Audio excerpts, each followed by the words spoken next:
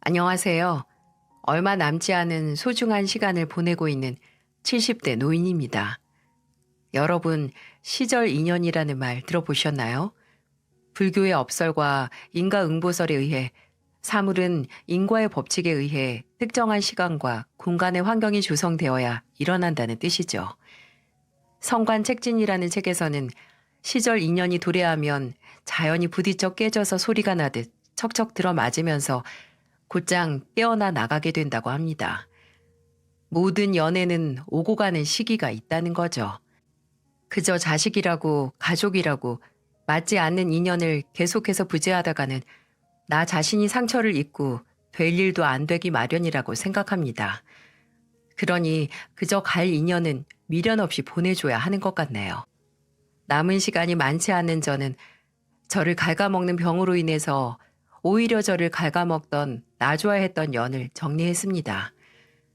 평생 서로 보듬으면서 산 남편이 먼저 떠나고 제 곁에 남은 건 의젓한 아들 2명과 절 닮아서 현명한 딸 하나였어요. 한 배에서 태어났으면서 어찌나 그리 제 같기로 다른지요.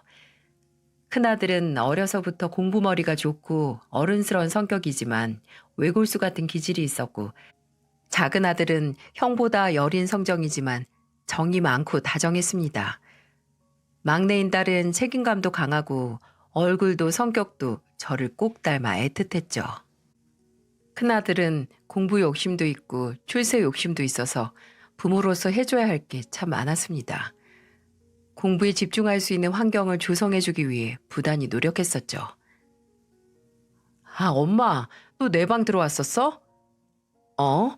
내가 진욱이 네 방에 왜 들어가? 엄마 안 들어갔어. 그럼 누구야? 야, 김찬욱, 너야? 아니면 김예은, 네가 들어가서 내 물건 만졌어?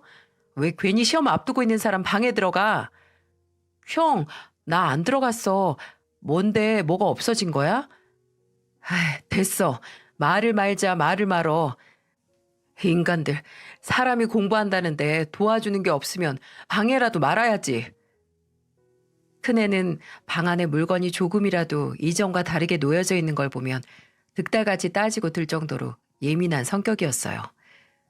그래서 다른 가족들은 큰애가 중요한 시험을 앞두고 있으면 집안에서 발자국 소리도 내지 않았죠. 끈기 있고 뭐든 원하는 게 있으면 이루려는 열정과 가족들의 보이지 않는 도움으로 이름만 들으면 다 아는 대학에서 나와 대기업에 들어갔네요. 작은 아들은 제 형만큼 공부 욕심은 없었지만 본인이 뭔가 하고자 하는 목표의식은 뚜렷했어요. 제 뜻으로 실업계 고등학교에 들어가 일찍 기술 배우고 돈 모아서 지금은 카센터를 운영하고 있습니다. 큰애는 대학교 졸업하고 취업 준비할 때까지 오직 공부와 취업에 집중한다고 아르바이트 한 번 한 적 없이 제가 모두 지원을 해줬어야 했는데, 작은 애는 학교 졸업하자마자 기숙사 딸린 공장에 취직해서 돈을 벌었죠. 그 때문에 많이 미안했지만 작은 아들은 그저 본인이 그러고 싶어서 그런 거라고 제 미안한 마음을 달래주었네요. 막내인 딸은 막내답지 않게 독립적이지만 그게 또 하나뿐인 딸이라고 엄마 옆에서 많은 정신적인 의지가 되더군요. 늘 결혼 안 하고 엄마 옆에서 붙어 산다고 노래를 불렀네요. 남편이 먼저 가서 일찍 혼자가 됐어도 자식들 덕분에 외로운 줄 모르고 살았답니다. 이제는 자식들이 다 커서 제 할 일을 다 했다고 생각했는데, 문제는 큰애가 며느리 될 애를 데려오면서부터 시작이 됐어요. 평소 연락을 자주 하지 않는 큰아들이 오랜만에 연락이 와서 받았는데 생각지도 못한 소식을 전하는 게 아니겠어요? 여보세요? 진욱이니? 네, 엄마. 다음 주 토요일에 일정이 어떻게 되세요? 집에 계시죠? 나 집 가서 밥 좀 얻어먹으려고 하는데. 네가? 오면 못 줄 것도 없지, 새삼스럽게. 아, 내가 누굴 데려갈 거라서 저 만나는 여자 엄마한테 소개할까 하고요. 너 만나는 사람 있었니? 오래됐어요. 이제 1년 좀 넘었나? 결혼할 생각이라서 엄마한테 얼굴 먼저 터야죠. 그날 맛있는 것 좀 해주세요. 만나는 여자가 있는 것도 몰랐는데 대뜸 며느리 될 애를 소개시켜 준다니. 물론 기쁜 소식이었지만 갑작스런 통보에 당황스럽기도 했습니다. 하지만 제 큰며느리가 될 사람이 온다니 이틀 전부터 전 부지런히 준비를 했죠. 못 먹는 거, 좋아하는 거 아들에게 물어서 상다리가 부서져라 음식을 준비하고 집도 사람을 불러서 깨끗하게 치워두었고요. 사위만 100년 손님인가요? 며느리도 남의 집 귀한 딸이고 중한 손님이죠.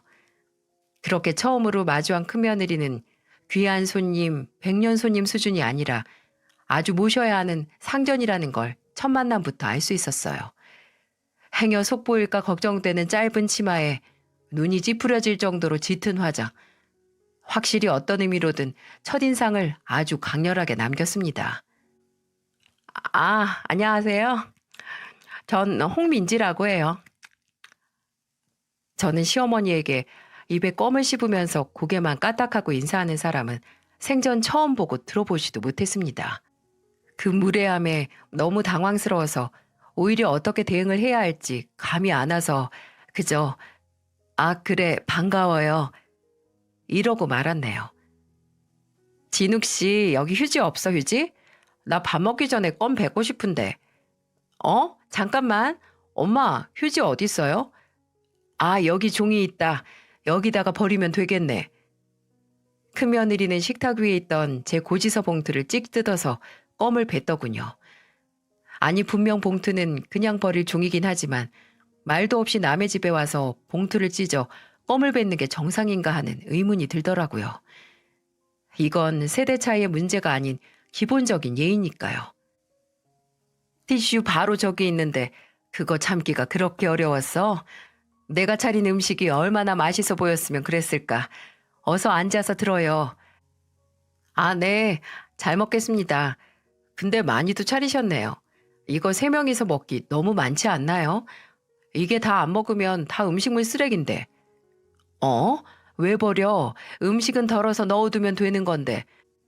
아유, 우리 큰며느리 될 사람은 걱정도 많네. 젊은 사람이. 사람이 일찍 걱정이 많으면 빨리 늙어. 처음으로 시부모님 댁에 인사 오는 사람답지 않은 옷차림과 행동. 분명 큰아들에게는 음악을 전공해서 대학까지 갔고 해외에서 유학까지 한 배울 대로 배웠다고 전해 들었는데 음악을 배우느라 기본적인 예의 배울 시간이 없었나 싶게 무례하더라고요. 피아노 쳤다고 들었는데 그래서 손가락이 길고 예쁜가? 피아노는 지금도 치고 있어? 직업으로 삼았고? 예전에 초등학생들 대상으로 잠깐 학원에서 강습했고요. 지금은 취미로도 잘 안 쳐요. 전 그다지 흥미가 없는데 어려서부터 부모님이 그냥 시키신 거거든요. 뭐든 학위가 있어야 한다고. 일은 지금 쉬고 있고 결혼해도 별다른 걸 시작할 생각은 없어요. 그렇구나. 초등학생들 가르쳤으면 고생했겠네. 애들 가르치는 거 쉬운 게 아닌데. 네, 그래서 저는 애 안 낳으려고요. 결혼해도요. 그게 무슨... 엄마, 이 사람 애들을 싫어해요. 애 안 낳는다고 나랑 합의했어. 제가 애들이랑 안 친해서요. 제 애라고 하더라도 달라질 게 없을 것 같아요. 그래서 그냥 포기하려고요. 진욱 씨랑 저랑 둘이 잘 살면 되죠 뭐. 요즘 같은 시대에 자식이 필수도 아니고. 저는 그때 직감했습니다. 뭐든 따박따박 숨김없이 제 할 말만 늘어놓는 큰며느리와는 고부 갈등이 아니라 며느리의 갑질 때문에 고생할 것 같다는 느낌을 말이죠. 애를 안 낳는 것 때문은 아니었어요. 본인 인생이고 본인 몸이니까 제가 상관할 게 아니었죠. 하지만 첫 만남에서 시애미에게 꺼낼 얘기는 아니라는 생각이 들더라고요. 큰며느리의 행동은 저와의 관계뿐만 아니라 큰아들에게도 문제가 될 것 같았어요. 결혼이 어디 작은 일인가요? 앞으로의 인생을 어떻게 바꿀지도 모르는 대사인데 물론 모두 아들의 선택이고 아들의 인생이지만 부모로서 아닌 건 아니라고 말을 해줘야겠더군요. 그래서 큰아들에게는 조용히 큰며느리를 집에 데려다가 주고 다시 와서 얘기 좀 하자고 했고 큰아들은 밤 늦게가 다 돼서야 집으로 돌아왔어요. 피곤한데 왜 돌아오라고 하세요. 아무리 내일 주말이라고 해도. 진욱이 너 오늘 이상한 거 못 느꼈니? 이상한 거요? 뭐요? 그러고 보니 엄마 혹시 민지 마음에 안 드세요? 내가 마음에 안 든 게 아니라 걔가 유감이 있는 것 같더라. 정말 걔랑 결혼할 거니? 아니 그냥 어른도 아니고 시어머니 댁에 오면서 빈손으로 오고 저렇게 안기도 불편한 치마를 입고 와. 아유 그 고루한 소리 좀 하지 마세요. 그리고 뭐 맡겨놨어요? 빈손으로 올 수도 있지. 내가 뭐 얻어먹고 싶어서 하는 소리냐? 원래 남의 집에 갈 때는 휴지 하나라도 사가는 거고 특히나 시부모가 있는 집에 올 때는 조금이라도 잘 봐주십사 하는 마음으로 오는 거야. 근데 걔는 정말 조금도 나랑 잘 지내보거나 잘 보이고 싶은 마음이 요만큼도 보이지 않더라. 내가 대단한 대접을 받고 싶다는 게 아니라 기본적인 행동을 보면 그 사람의 토대를 볼 수 있는 거야. 내가 가타부타 이래라 저래라 하는 것도 우습지만 조금이라도 생각을 해봐라. 정말 저 아가씨랑 살아도 되나? 엄마가 뭘 모르니까 그런 말을 하는 거예요. 제 아버지가 뭐 하는지 알아요? 제 아버지 식품회사 하고 있어요. 쟤는 그냥 평생 남의 눈치 잘 안 보고 살았어. 근데 제 아버지, 아니 장인어른 은퇴 얼마 안 남았고 물려줄 사람 찾고 있다고요. 하나뿐이 외동딸은 사업 생각 없으니까 내가 거기 사위로 들어가면 그 회사 다 내 거 되는 거라고요. 정말 사랑하는 여자라느니 이 여자 아니면 결혼 생각 없다는 설탕에 푹 절은 감정적인 말은 기대도 하지 않았지만 아니 사람이 아니라 오로지 딸려오는 재산과 지위 때문이라고 눈을 부리부리하게 뜨며 말하는 아들. 너무나 당당하게 탐욕적이고 속물적인 말을 하는 큰아들의 얼굴을 마주하면서 순간 제가 지금까지 했던 수십 년 동안의 가정교육의 결과물을 보는 것 같았죠. 완벽하진 않지만 이런 말을 당연하게 내뱉게 키우진 않았는데. 너 뭐가 아쉬워서 그래? 뭐가 아쉬워서? 남들 다 부러워하는 대기업 다니면서 결혼까지 이용해서까지 왜 그 자리에 앉고 싶어 해? 뭐 엄마나 돌아가신 아버지가 그런 자리를 물려줄 수 있는 것도 아니고 내가 내 힘으로 그 자리에 갈 수 있다는데 왜 방해를 하려는 건지 이해를 못 하겠네. 나 그 여자랑 꼭 결혼할 거고 내가 원하는 거 꼭 손에 넣을 거예요. 지금 경고하겠는데 혹시라도 엄마가 허락 못 한다고 난리를 쳐도 엄마 없이 결혼식 치를 거니까 그렇게 알아두세요. 출세에 눈이 먼 큰아들에게 더 이상 무슨 말을 할 수 없었어요. 그저 그래 다 큰 성인이니까 본인 인생을 어떻게 살든 알아서 해라 하고 말았어요. 더 이상 말을 해봤자 머리 다 큰 아들을 설득할 수도 없고 그저 관계만 틀어질 뿐이니까요. 큰아들은 그렇게 제 가슴 속에 불안과 걱정을 심은 채 큰며느리와 결혼을 했습니다. 결혼하고 어렵게 들어간 대기업을 그만두고 바로 제 장인어른이 하는 회사로 들어갔고 몇 년이 지나지 않아 원하는 대로 회사를 물려받더군요. 제게 이 소식을 전하는 아들의 기쁨에 찬 목소리를 들으며 참 여러모로 설명하기 어려울 만큼 씁쓸하더군요. 이뿐만 아니라 큰아들의 결혼 후에 제가 한숨을 쉬는 날이 늘어만 갔어요. 바로 귀하다 못해 모셔야 하는 큰며느리 때문이었죠. 큰며느리는 늘 이런저런 핑계로 시댁으로 오지 않았어요. 솔직히 따로 사는 가족끼리 서로 먹고 살기도 바쁜데 굳이 얼굴을 봐야 한다고 저도 생각하지 않아요. 하지만 가족끼리 모이는 날이 있잖아요. 명절이나 생일 같은 기념일 말이죠. 의무라기보다는 가족끼리 평소 바빠서 만나지 못하는 걸 그런 날 한 번에 치하하는 거죠. 그런데 큰며느리는 늘 명절에는 친척이 있는 외국에 간다고 하고 친정에 먼저 간다고 했다가 그 다음 날까지 오지 않는 등 참 가지가지로 핑계를 대더라고요. 제 생일이나 어버이날에도 찾아오는 건 물론이고 전화 한 통, 문자 한 통 하지 않았어요. 물론 저도 큰며느리의 얼굴을 안 보는 게 오히려 속이 편했습니다. 어차피 얼굴 보면 좋을 일이 하나도 없었으니까요. 문제는 한번 그 귀한 얼굴을 보여줄 때마다 사람 속을 뒤집어 놓고 간다는 겁니다. 사람 싫어하는데 이유 없다지만 큰며느리는 그 이유도 참 여러 가지로 만들어줬죠. 한 번은 제 집에 와서 밑반찬을 몇 개 손가락으로 집어먹더니 그러는 거예요. 어머, 이 장아찌 맛있네. 어머님, 이거 저 좀 챙겨주시면 안 돼요? 맛있으면 덜어가. 김치 냉장고 제일 위에 오른쪽에 있어. 네. 고맙다, 잘 먹겠다 말은 안 했지만 그저 잘 챙겨 먹으면 좋지 하고 단순하게 생각을 했어요. 근데 며칠 후에 밑반찬을 덜기 위해 김치 냉장고를 열었더니 아이고, 덜어가라고 했던 장아찌를 그냥 그 큰 통 그대로 가져갔더라고요. 처음에는 덜고 다른 곳에 놨나 싶었는데 그 장아찌를 담은 통 자체가 보이지 않더라고요. 이 어처구니 없는 일이 믿어지시나요? 늘 제 집에 손에 꼽을 만큼 가끔 오면서 과일 하나 사온 적 없는 애가 꼭 오면 돌아다니면서 뭐 집어먹고 야금야금 가져가는 거예요. 남부러울 것 없는 부잣집 딸이 왜 시어머니 집에 와서 반찬서리를 하는지 참 놀부심보다 싶었죠. 그렇다고 잘 먹었다고 인사치레를 하거나 담내하는 법도 없었어요. 그 꼴을 두고 볼 수 없던 딸이 하루는 나를 잡아 말하더군요.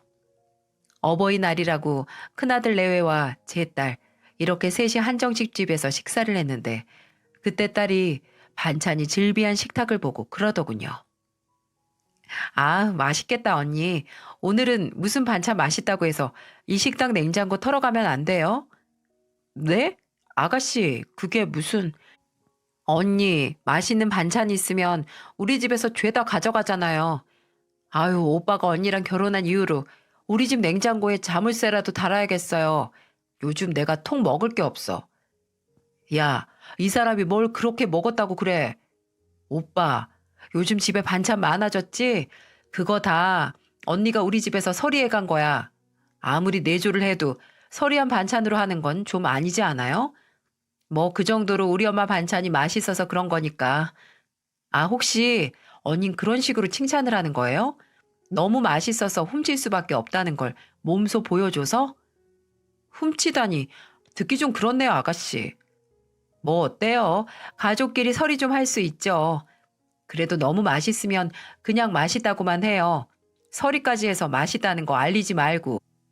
제 딸이지만 정말 참지 않더군요. 너무했다는 생각이 들기도 했지만 한편으로 속이 풀리기도 했어요. 그리고 그 이후로는 냉장고에 반찬이 줄지 않았답니다. 하지만 이것도 한때였어요. 제빵사로 일하던 딸이 지방 유명한 제과점에 이직 제의를 받은 겁니다. 조건도 너무 좋고 무엇보다 딸이 평소 좋아하던 제과점이었는데 숙소까지 마련해 준다고 하니까 놓칠 수 없는 기회였죠. 딸은 혼자 남을 저를 걱정하긴 했지만 저는 그렇게 좋은 기회이니까 당장 보따리 싸서 가라고 등을 떠밀었어요. 그래도 늘 큰며느리의 무분별한 무례함에 제 옆에서 든든하게 제 편이 되어주었던 딸의 빈자리가 크게 느껴지긴 했습니다. 연중 무휴로 문을 여는 제과점이기도 했고 이직하고 초기에는 스케줄 조절하기가 어려워서 집에 자주 오지 못했거든요. 딸이 집을 떠난 후에도 큰며느리의 무개념 행동은 계속됐네요. 제일 크게 거슬리는 건 바로 큰며느리가 말 한마디로 열량을 갚는 게 아니라 백량을 빚지는 그런 애였던 거죠. 한 번은 웬일로 명절 당일이 아니라 그 전날 왔나 했거든요. 정말 실수로도 주방에 들어와 일을 돕지 않던 앤데 주방까지 들어와서 이리저리 기웃거리더군요. 어머님, 이거 왜 이리 짜요? 저 요즘 저염식 하는데 이런 거 먹으면 부종으로 고생해요. 밥 반찬이잖니. 이 정도 간을 해야 술술 들어가지. 아닌 것 같은데 짜요. 밥이랑 먹어도 짜요. 전 하나에 밥 한 공기 다 먹겠네. 그리고 전을 뭐하러 이렇게 많이 해요? 음식 미리 해서 냉장고에 쟁여두고 먹는 거 안 좋은 습관이래요. 해서 바로바로 먹는 게 좋다고 하던데. 음식을 돕지도 않으면서 누가 며느리고 누가 시어머니인지 시자짓은 큰며느리 본인이 하는 거 아니겠어요? 근데 죽으라는 법은 없다고 금방 딸의 빈자리를 채워주는 내 편이 생겼어요. 형님이 어머니 댁에 매일 와서 상처를 줄 거예요? 그럼 이렇게 안 쟁여놔도 되죠. 어머님, 형님이 어머님 밥 매일 차려주려고 저렇게 말하시나 봐요. 우리 어머님 좋으시겠다. 아, 그리고 형님, 여기 소금 안 친 계란물 있으니까 이걸로 형님이 먹을 전 부치세요. 저염으로요. 이걸로 부치면 안 짤 거예요. 바로 제 숨통을 틔워주는 작은 며느리가 집안에 들어온 겁니다. 작은 아들이 일하던 공장에서 만나 연애를 한 아가씨였죠. 작은 며느리는 그야말로 첫 만남부터 느낌이 좋았습니다. 밝고 기운이 넘치는 말투에 웃는 얼굴을 보면 저도 저절로 웃음이 나더라고요. 하지만 처음 만났을 때는 자신감이 좀 없어 보이기도 했어요. 알고 보니 작은 며느리가 20대와 30대 때 차례로 부모님을 여의었다고 하더군요. 부모님이 없는 상태에서 결혼을 하려고 하니 혹시라도 제가 반대하거나 부모님의 부재로 말이 나올까 걱정을 했었나 봅니다. 대단한 부모님이 있는 사람도 제 역할을 다 못하는데 부모님의 유무가 뭐 그리 사람에게 큰 영향을 미치겠어요? 작은 며느리는 오히려 부모님의 부재를 전혀 알 수 없을 정도로 잘 큰 아가씨였습니다. 부부는 닮아가는 게 아니라 닮은 사람끼리 만나는 거라고 작은 아들과 며느리는 딱 어울리는 한 쌍이었어요. 다정하고 성실한 사람 둘이 만나서 더 좋은 에너지가 나오는 것 같았죠. 그런 작은 며느리는 제게 큰 힘이 되었습니다.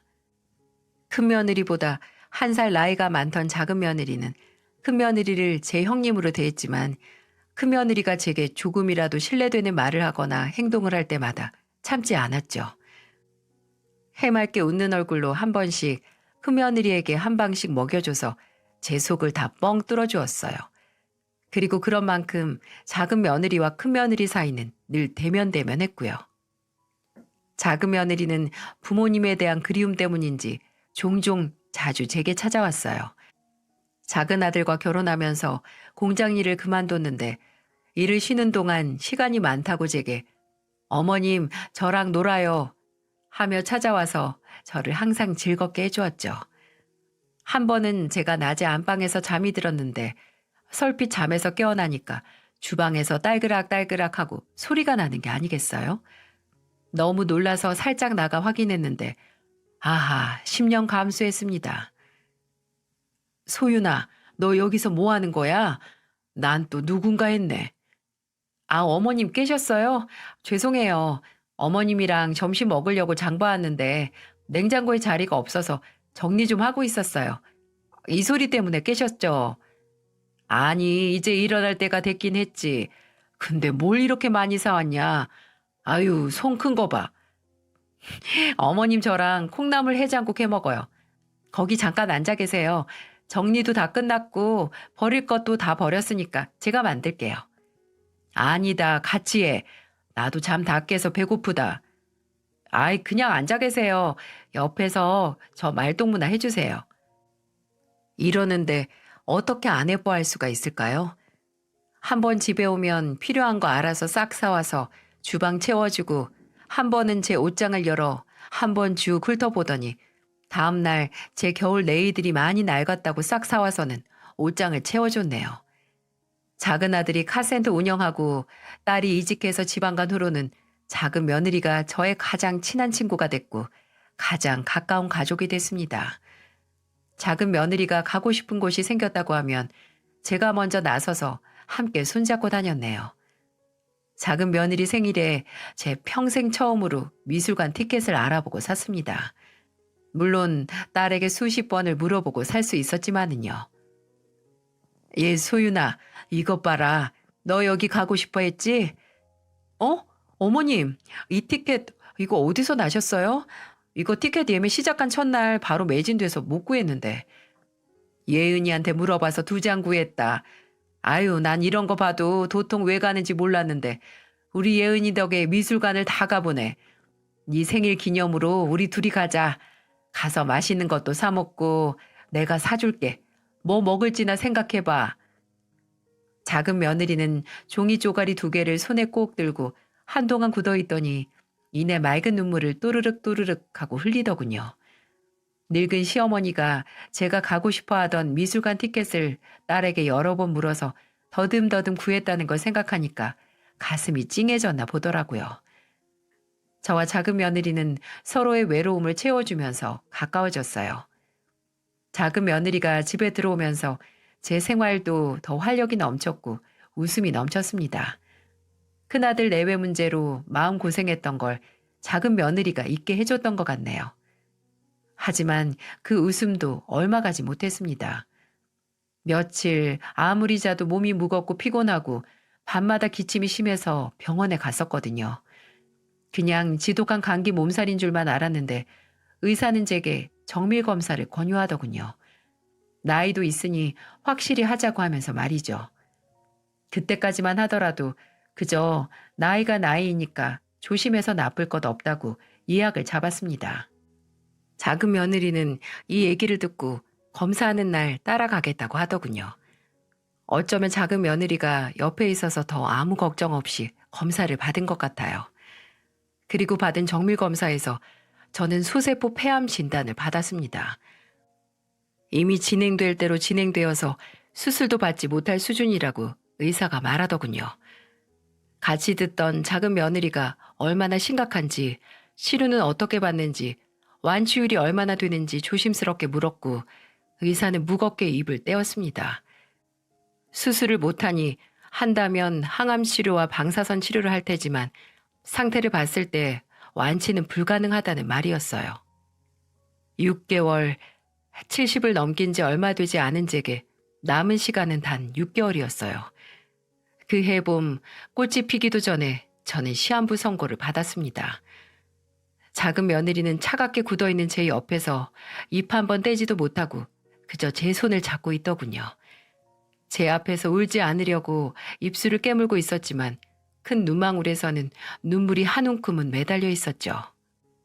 오래 살았다면 오래 살았다고 긍정적으로 생각할 수 있는 나이에 암으로 남은 생을 빼앗겨 안타깝고 억울하다는 생각을 하진 않았어요.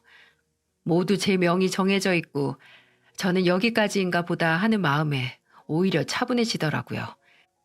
하지만 아직 제 눈엔 그저 애들처럼 보이는 자식들이 이걸 듣고 제 애미 불쌍하다고 우는 모습이 벌써부터 눈앞에 아른거려 목구멍이 콱 막히더군요. 성격이 제 같기로 다 다른 만큼 제 시한부 판정 소식을 전해들은 자식들의 반응도 다 달랐어요. 딸은 당장 서울로 올라왔고 작은 아들은 얼굴이 시뻘개져서 한동안 아무 말도 못하고 이리저리 가만히 못 있다가 바닥에 주저앉아 울음을 터뜨렸죠. 다 본인 탓이라고 하면서 어찌나 서럽게 우는지 본인이 더 챙기고 신경을 써야 되는데 그러지 못해서 이제야 발견한 거라고 말입니다. 큰아들도 듣고 어두운 얼굴로 입을 다물고 있다가 깊은 한숨을 내뱉더군요. 자식들이 오랜만에 한 곳에 모인 이유가 제 시한부 판정 때문이라니. 자식들은 제가 방에서 자는 사이에 거실에서 한동안 어떻게 할지 의논을 하더군요. 제가 깬 것도 모르고 심각하게요. 이럴 때도 소식을 듣고 오지 않는 건 큰며느리 한 명뿐이었습니다. 그럼 바로 병원으로 들어가는 거야? 어디 요양병원으로 가셔야 하나? 뭐 벌써부터 병원에 들어가. 큰오빠는 엄마가 남은 세월을 병원에서 보냈으면 좋겠어? 병원은 최후의 수단이야. 나중에 정말 병원에 있을 수밖에 없을 때 그때 들어가는 거라고. 참나. 그럼 누가 옆에서 돌봐. 어쨌든 항암 치료 시작하면 병원 왔다 갔다 많이 하고 옆에서 수발들 사람 필요할 텐데. 그럼 사람 하나 구해야겠네. 일단 엄마 암보험 든 거 있나? 찬욱이 네가 엄마 보험 관리했지? 형, 제발 지금은 엄마 남은 시간을 어떻게 더 행복하게 보내게 할 수 있는지 그것 좀 의논하자. 그건 나중에 알아봐도 되잖아. 얘들이 현실성이 없는 건지 드라마를 찍는 건지 당연히 보험 알아보는 게 먼저 아니야? 그 치료비가 다 얼만데. 사장 자리에 앉았어도 그 손 작고 간 작은 거 나아지지가 않네. 치료비 없어도 걱정 마. 큰오빠한테 손 안 벌려.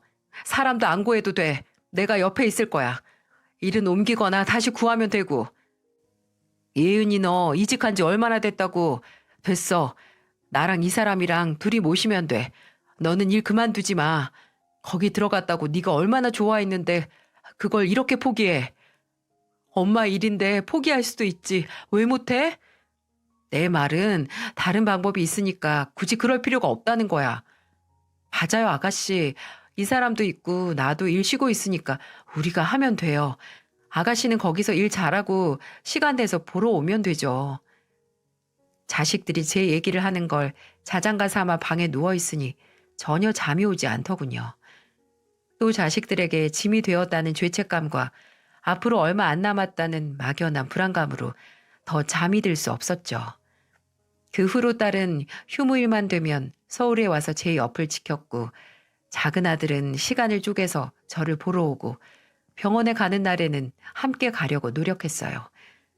작은 며느리는 아예 기본적인 짐을 제 집으로 옮겨서 저와 함께 생활하기 시작했네요.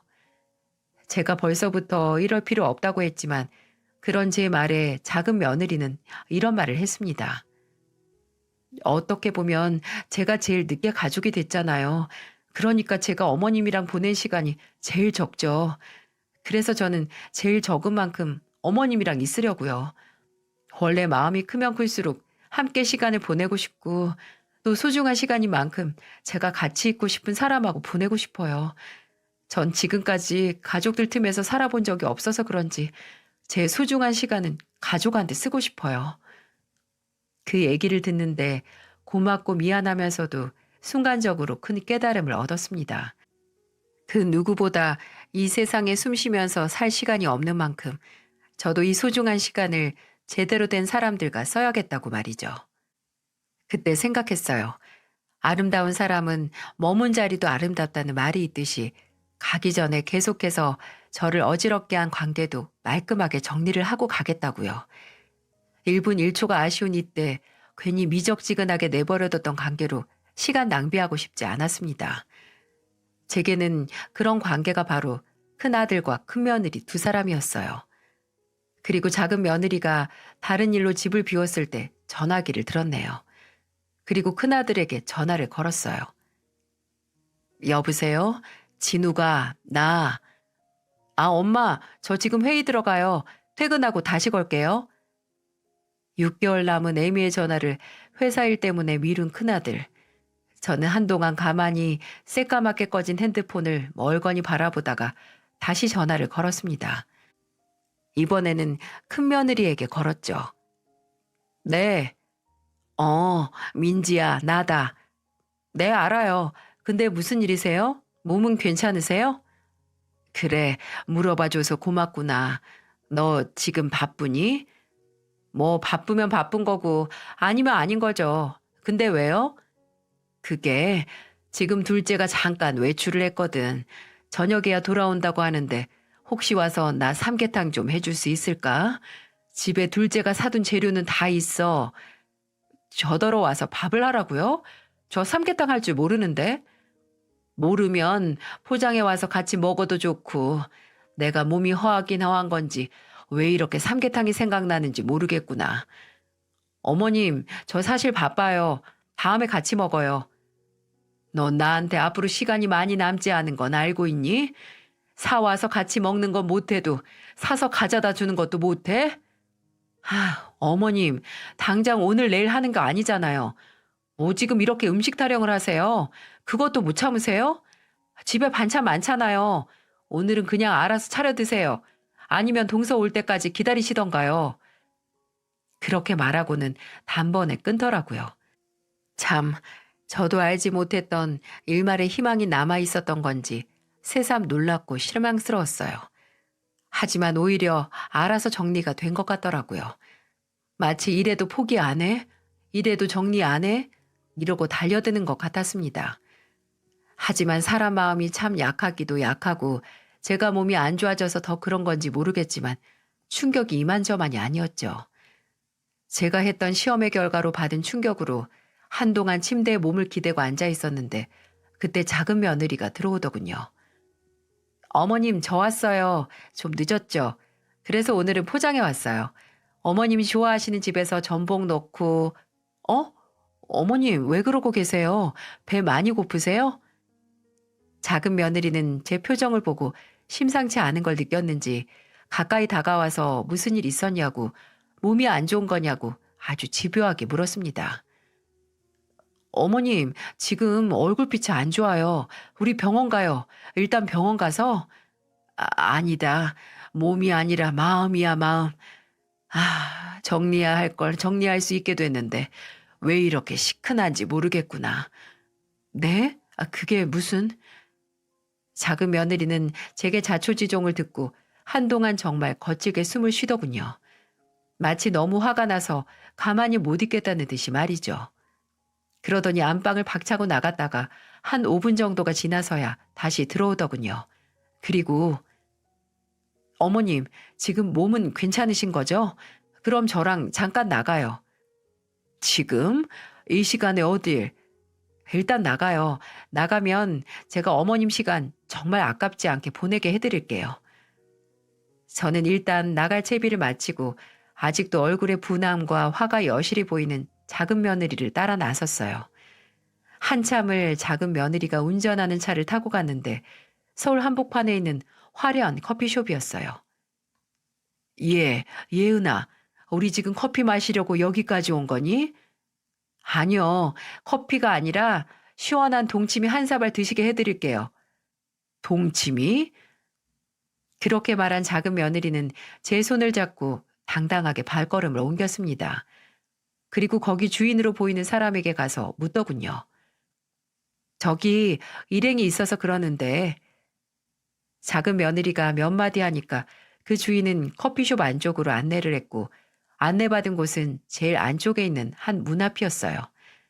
작은 며느리가 그 문을 열고 들어가니까 큰 원형 테이블에 여자들 5명 정도가 삥 둘러앉아 커피를 마시고 있더라고요.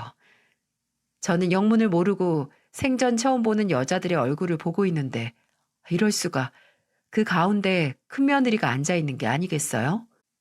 큰 며느리는 난데없이 등장한 저와 작은 며느리를 보고 눈을 동그랗게 떴고 저도 갑자기 끌려온 곳에서 큰 며느리를 만나 놀란 표정을 감출 수 없었어요. 그 장소에서 놀라지 않은 건 작은 며느리 단 한 사람이었네요. 동서, 여길 왜 왔어? 아까 뭐 하냐고 어디 있냐고 그렇게 물어본 게 찾아오려고 한 거였어? 네, 모임이 있다고 바쁘다고 해서 제가 친히 찾아왔어요. 아니, 근데 여길 왜 와? 일단 나가서 말해. 큰 며느리는 자리에서 일어나 작은 며느리를 밀면서 그 방 안에서 내보내려고 하더군요. 보는 눈이 많아서 그러는지 정말 당황해하는 게 눈에 보였어요. 하지만 작은 며느리는 밀리지 않았고 이내 테이블에서 가장 가까이 있던 아이스 커피 잔을 들어 올렸죠. 저걸 왜 들지 하고 멍하니 그 모습을 보고 있었는데 정말 생각지도 못한 장면을 보고야 말았어요. 작은 며느리가 들어 올린 커피잔을 그대로 큰 며느리 얼굴에 쏟아 부은 거죠. 방 안은 한순간에 아수라장이 되었습니다. 저도 물론 놀랬지만 그 안에 있던 사람들도 모두 경악을 했네요. 소윤아, 어머, 왜 저래? 말려봐. 어머머, 미쳤나 봐.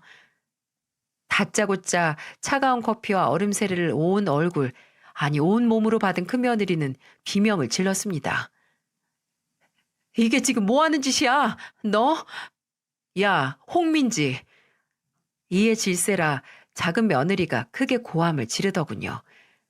큰 며느리는 본인 이름 석자로 호통을 뜯더니 소리도 마저 지르지 못하고 입을 헉 하고 다물었죠.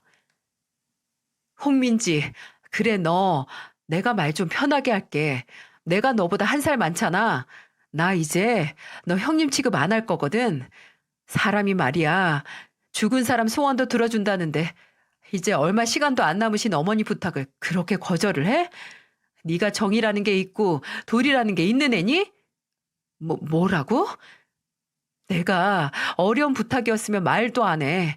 근데 삼계탕 사달라는 그 쉬운 부탁을 거절하냐? 고작 여기 틀어박혀서 커피나 퍼마실 거면서? 내가 살다 너처럼 싸가지 없고 기본적인 예절도 모르는 애는 처음 본다. 부모님 2명 다 살아있으면 뭐하냐? 자식이 부모 욕먹이는 짓 하게 키웠는데. 너 앞으로 내 눈에 띄기만 해? 네가 그간 우리 어머님 속 아프게 한 거 나한테 죄다 돌려받기 싫으면 이 싸가지 없는 거사. 어머님 이제 가요. 방금 무슨 일이 벌어진 건지 다 파악도 못했는데 작은 며느리는 그저 커피 세례를 맞고 부들부들 떨고 있는 큰 며느리를 뒤로 한 채 제 손을 잡고 그 커피숍을 나왔습니다. 그곳을 나와 차에 탔는데 작은 며느리가 아직 어안이 벙벙한 제게 그러더군요. 어머님, 안 좋은 모습 보여드려서 죄송해요. 어머님 앞에서 험한 말만 하고. 근데 저도 진짜 참을 수가 없었어요. 하, 진짜 지금까지 밉상이긴 했어도 이런 짓까지 할 정도는 아니었는데 해도 너무하잖아요. 어머님이 너무 과하다고 생각하시면 꾸지람 달게 받을게요. 저는 그런 작은 며느리에게 아무 말도 하지 않다가 조용히 꼭 모으고 있는 손을 살며시 잡았습니다. 그리고 말했죠. 집에 가자. 배고프다. 그리고 집으로 가서 작은 며느리가 사다 놓은 재료로 삼계탕을 끓였어요. 작은 며느리는 한사코 본인이 한다고 쉬라고 했지만 저는 제 손으로 삼계탕을 만들어 작은 며느리에게 먹이고 싶었네요. 그렇게 푹 고아서 끓인 삼계탕으로 한상 차려 나중에 퇴근하고 제 집으로 온 작은 아들과 함께 셋이 늦은 저녁을 먹었습니다. 제게 조금 남은 소중한 시간을 함께하고 싶은 사람 2명과 함께 밥을 먹었죠. 그런데 얼마 안 있어 현관문이 열리고 큰 소리와 함께 큰아들이 집으로 들어오는 게 아니겠어요? 엄마! 큰아들은 집으로 들어와 주방 식탁에 보여 저녁을 먹는 저와 작은 아들 내외를 보고 멈칫하더니만 이내 우락부락한 얼굴로 노려보더군요. 그리고 작은 며느리를 손가락질하며 고함을 쳤습니다. 허, 뭘 잘했다고 다 같이 달기나 퍼먹고 있는지. 재수 씨 대체 무슨 짓을 한 거예요? 뭔 짓을 했길래 그 사람이 어디서 쫄딱 젖어와서 울고불고 난리냐고요. 처신머리 없이 고함 좀 그만 쳐라. 넌 어째 자리는 올라갈 대로 올라간 애가 점점 모질라지니? 아, 엄마도 같이 있었다면서요. 안 말리고 뭐 했어요 대체? 형, 목소리 죽여. 애초에 형수 그 여자가 잘못한 거야. 무슨 일인지 제대로 알기나 해? 뭐? 말하는 뽐새 봐라. 너 지금? 그래, 걔는 지가 받은 대우 받은 거야. 작은 애는 아무 잘못 없다. 작은 애는 내가 당한 거 그대로 돌려준 것뿐이야. 이제 내 며느리는 작은 애뿐이다. 나는 이제 큰 애 안 보고 산다. 그리고 그건 진욱이 너도 마찬가지고. 뭐라고? 안 보고 살아요? 누구를? 우리를요? 그래, 나 앞으로 얼마 남지도 않은 시간, 나 소중히 대할지 모르는 인간 틈에서 보내고 싶지 않다. 그저 나 소중한 줄 알고 나도 소중히 생각하는 사람이랑 보내고 싶어. 고작 시어머니한테 삼계탕 하나 못 가져다 주는 며느리랑 시한부 어머니가 전화했을 때 일 핑계대면서 끊는 아들 필요 없어. 엄마 그건 더 말할 필요 없어. 너도 그냥 편하게 살아라. 아픈 애미 때문에 괜히 성가시게 살지 말고. 너 딱 그거 아니니? 다 늙은 애미 몸까지 아프니까 괜히 더 신경 쓸 거 아니냐. 잘난 너랑 내 처한테 아무런 피해도 안 가고 신경도 안 쓰이게 할 테니까 앞으로 각각 모른 척하고 살아. 그게 여러모로 너희들한테도 좋지 않겠니? 아, 엄마, 정말 나 안 보고 산다고요? 고작 이런 일 때문에? 고작 이런 일? 너한테는 앞으로 살 날 얼마 안 남은 애미가 서운하고 상처받는 일이 별것 아닌지 모르겠다만 네가 그걸 별거 아니라고 생각했기 때문에 우리 연이 여기까지라고 생각해라. 네 대단한 인생에서 내가 먼저 빠져주마. 나도 내 소중한 시간에 너랑 그 아이 그냥 빼버리면 그만이야. 저의 단호한 말에 큰아들은 계속해서 항의하고 고함까지 쳤지만 제 마음은 변함이 없었어요. 큰아들은 끝내 작은 아들이 끌고 내보내려고 하자 몇 번 짜증을 내더니 나가더군요. 끝까지 본인들은 잘못 없다고 사과 한마디 입에 올리지 않은 그 모습에 제가 정확하게 결정을 내렸다는 확신이 들었습니다. 큰아들 내외는 지들도 아쉬울 것이 없는지 그 잘난 자존심을 지키는 건지 그 이후로 먼저 연락도 해오지 않았고요. 오히려 그렇게 순순히 포기해주니 마치 큰아들이 제게 처음이자 마지막으로 효도한다는 생각이 들더군요. 사람이 갈 날짜를 받아두니까 남은 시간은 촉박해 보이지만 오히려 심적으로 여유로워졌어요. 긍정적인 의미의 해탈이라는 생각이 듭니다. 시간이 아깝고 1분 1초가 아쉬우니 자잘하고 성가신 부수적인 일들은 그냥 그런가 보다 하고 넘기게 된답니다. 얼마 남지 않은 시간에 오로지 좋은 것들만 그 빈자리를 채우고 싶기 때문이겠죠. 제 옆에는 이제 딸과 작은 아들, 작은 며느리가 남았어요. 얼마나 든든한지 모른답니다. 이 세 사람의 도움으로 항암 치료도 잘 받고 있네요. 저는 평소 상상도 못했던 호화로운 호텔에서 음식도 먹고 구경도 하고 수영장을 빌려서 몇십 년 만에 물장구도 쳤습니다. 몸이 붕 뜨는 물속에 제 한 몸을 맡기니 그렇게 기분이 오묘하고 자유로울 수가 없더라고요. 매일 오늘은 뭐 하지, 뭘 먹어야 잘 먹었다고 후회가 없을까, 누구 얼굴을 봐야 후회가 없을까 하는 설렘으로 살고 있어요. 매일을 영원처럼 살고 있네요. 모두 포기할 걸 포기하고 잡을 걸 잡았기 때문이죠. 종종 저는 이미 모두 받아들인 상태인데 딸이나 아들, 며느리가 암에 좋다는 음식을 제게 먹이려는 모습을 보면 서글퍼지네요. 애들은 저같이 아직 포기를 못하고 일말의 희망을 걸고 있다는 생각에 가슴이 먹먹해지더군요. 언젠가는 오롯이 받아들이겠죠. 저와 제 가족은 매번 마지막 순간을 사는 것 같습니다. 그래서 더 소중하고 값진 순간이네요. 여러분, 인생은 참 짧습니다. 즐겁고 행복한 시간은 더 빠르게 지나가고요. 한순간 한순간이 모두 내 인생을 건 싸움이고 축제겠죠. 하루에 3시간씩 걸으면 7년 후에 지구 한 바퀴를 돌 수 있다고 하네요. 짧은 순간이 모이고 모여서 한순간 커다란 인생이 완성되는 거죠. 아무리 자식이라고 가족이라고 해도 나의 소중한 순간을 함께 소중하게 생각하지 않고 낭비하게 만든다면 빨리 포기하시길 바랍니다. 인생의 한순간 한순간은 너무나 짧고 소중하기에 여러분의 시간을 소중하게 생각하지 않는 사람은 빠르게 떨쳐내야 내 남은 인생을 헛되이 보내지 않을 수 있습니다. 제 인생을, 제 시간을 소중하게 만들어주는 저의 딸과 아들, 그리고 며느리에게 참으로 고맙습니다. 또 제가 처음이자 아마 마지막으로 여러분에게 보내는 메시지를 들어주신 모든 분들께도 감사드립니다. 여러분들이 귀 기울여 주셨기에 저의 시간이 또한 더 소중해졌습니다. 정말, 정말로 감사합니다.